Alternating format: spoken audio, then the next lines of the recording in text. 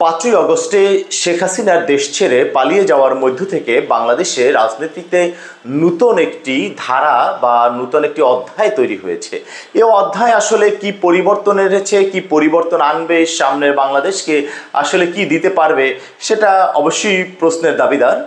কেননা আমরা লক্ষ্য করছি যে আমাদের এই ছাত্র জনতার অভ্যুত্থানের ফলে যে ধরনের পরিবর্তন এদেশের আপাম জনতা লক্ষ্য করেছিল বা যে ধরনের পরিবর্তন চেয়েছিল, হয়তো এখনো সেই কাঙ্ক্ষিত লক্ষ্যের দিকে এগিয়ে যাচ্ছে না। বাট তারপরেও কিছু পরিবর্তন যে এসেছে অলরেডি দৃশ্যমান, সেটা যদি আমরা বিগত কয়েকদিনের আমরা পত্রিকার নিউজগুলোকে বা আমাদের আশেপাশে রাজনীতির মাঠের আলোচনাগুলোকে আমরা দেখতে পাই, তাহলে আমরা খুব উল্লেখযোগ্য একটি পরিবর্তন দেখব যে এখানে দলের মধ্যে সেই আগের মতন আপনি দুর্নীতি করলেন, আপনি চাঁদাবাজি করলেন, দলীয় শৃঙ্খলা ভঙ্গ করলেন এবং আপনি অনেক শক্তিশালী, কোনো কিছু কাজে আসবে না আপনার যদি স্বচ্ছতা, জবাবদিহিতা এবং আপনার যদি দেশপ্রেম না থাকে। কারণ আমরা দেখতে পেয়েছি যে বিএনপির মতন বৃহৎ একটি দল, তাদের অনেক প্রভাবশালী, স্থানীয় পর্যায়ে প্রভাবশালী যারা গত 16 বছর এই দলকে স্থানীয় পর্যায়ে টিকিয়ে রেখেছিলেন, তাদের 5ই আগস্ট পরবর্তী কিছু দুর্নীতির জন্য, কিছু দলীয় শৃঙ্খলা ভঙ্গের জন্য তাদেরকে কিন্তু বিএনপি বহিষ্কার করে দিয়েছে। ঠিক অনুরূপ আমরা এতদিন পর্যন্ত আমাদের এই নূতন আকাঙ্ক্ষার যে দলটি এনসিপি তৈরি হওয়ার পর থেকে বা দলটি তৈরি হওয়ার আগেই এই ছাত্রদের নিয়ে বা এই দলের সাথে যারা আছেন তাদের নিয়ে নানাবিধ অভিযোগ অলরেডি আছে আমাদের, কিন্তু আমরা দেখছিলাম যে এই অভিযোগগুলো শুধু ষড়যন্ত্র, চক্রান্ত এ সকল কথা বলেই তারা উড়িয়ে দিচ্ছিলেন। কিন্তু গতকালকের একটি ইতিবাচক দিক আমাদের আবার নতুন করে তৈরি হলো। এনসিপি তাদের একজন যুগ্ম সদস্য সচিব, যাকে নতুনভাবে আবার দরবেশ বাবা হিসাবে এই বাংলার জনগণ আখ্যায়িত করা শুরু করেছে, সেই গাজী সালাউদ্দিনকেও বহিষ্কার করেছে। সাময়িক বহিষ্কার সাপেক্ষে তাকে জানতে চাওয়া হয়েছে কেন তাকে স্থায়ী বহিষ্কার করা হবে না। কারণ আমরা জানি তার নামে বেশ কিছুদিন ধরেই বেশ কয়েকটি দুর্নীতির অভিযোগ আছে। সেই দুর্নীতির অভিযোগগুলোর সাথে শুধু তিনি একাই নন, আরও অনেকেরই নাম উচ্চারিত হয়েছে। সে নামগুলো নিয়েও আমরা কথা বলবো। আমরা দেখব যে আসলে গুণগত কি পরিবর্তন এসেছে। আমরা দেখতে পাচ্ছি এনসিপি তাদের একটা শৃঙ্খলা কমিটি করেছে, যেই কমিটি মোটামুটি গঠন হওয়ার 2 দিনের মাথায় তাদের একজন আলোচিত সমালোচিত ব্যক্তিকে যেমন বহিষ্কার করেছে, অন্যদিকে আমরা দেখতে পাচ্ছি আমাদের এই ছাত্র উপদেষ্টাদের মধ্যে একজন উপদেষ্টার এপিএসকেও এই মাসেই বহিষ্কার করা হয়েছে। তো এইগুলো ঘটনা দিয়ে আমরা বুঝতে পারি যে আগামীর বাংলাদেশে আপনি আপনার দলের মধ্যে যতই ক্ষমতাসীন হন না কেন, আপনার মধ্যে যদি সততা না থাকে, স্বচ্ছতা না থাকে, দলের প্রতি কমিটমেন্ট না থাকে, তাহলে দলও আপনাকে ধারণ করবে না। বিএনপি এত বৃহৎ একটি দল, তারা চাইলেই ছোট ছোট বিষয়গুলোকে অ্যাভয়েড করে যেতে পারত, কিন্তু না, আমরা দেখেছি তারা হাজার হাজার দলীয় নেতা কর্মীকে অলরেডি বহিষ্কার করেছে এবং যেই বহিষ্কারের ফলে বর্তমানে বিএনপি একটা সার্থক জায়গায় গিয়েছে। কারণ আমরা দেখতে পেয়েছিলাম যে জুলাই আগস্ট পরবর্তী এই বৃহৎ দলটি বাংলাদেশের বিভিন্ন জায়গায় বিশৃঙ্খল হয়ে পড়েছিল, বাংলাদেশের বিভিন্ন দুর্নীতির সাথে, বিভিন্ন স্থানীয় নানাবিধ ঘটনার সাথে বুঝে না বুঝে তারা জড়িয়ে পড়ছিল।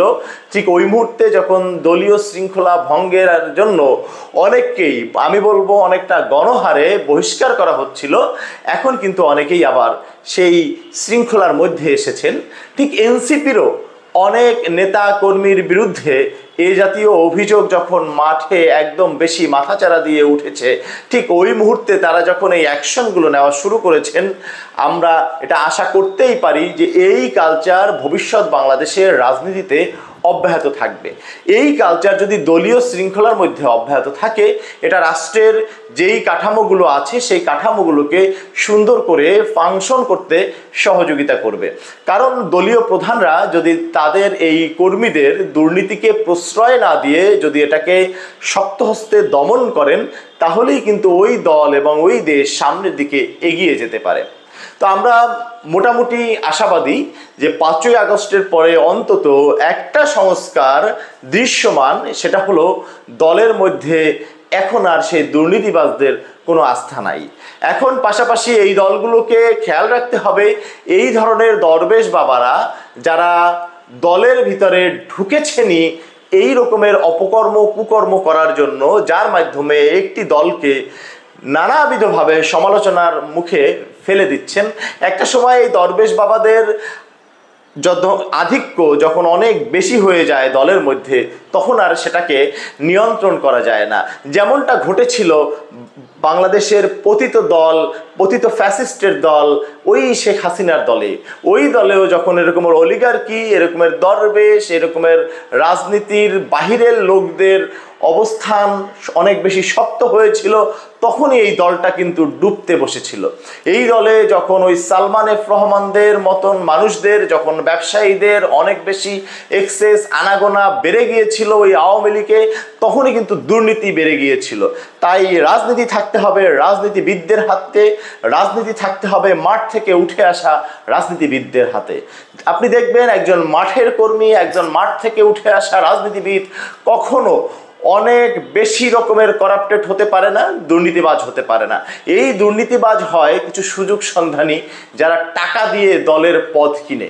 এটা বিএনপি, এনসিপি বা অন্য অন্য যে কোনো দল, সকল দলের ক্ষেত্রেই আপনারা একটা অ্যানালাইসিস করে দেখবেন যে যেই নেতারা মাঠ থেকে উঠে এসেছে তারা আসলে দুর্নীতির সাথে অত বেশি জড়িত না। তাদের নামে দুর্নীতির যদি অভিযোগ থাকেও, সেই অভিযোগগুলো দেখবেন তারা বুকে হাত দিয়ে শক্ত করে বলতে পারে যে তার বিরুদ্ধে যে অভিযোগটুকু এসেছিল এই কারণে এই অভিযোগটি এসেছে, তাকে রাজনৈতিকভাবে হেয় প্রতিপন্ন করার জন্য।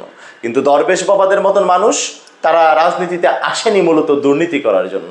তো এই দুর্নীতি করার জন্য, অসাধু উপায় অবলম্বন করার জন্য যে সকল মানুষ, যে সকল রাজনৈতিক দলে আসে, তাদেরকে প্রতিহত করার জন্য ওই রাজনৈতিক দলের যে রাজনৈতিক কাঠামো আছে সেটা দিয়েই আসলে প্রতিহত করতে হবে।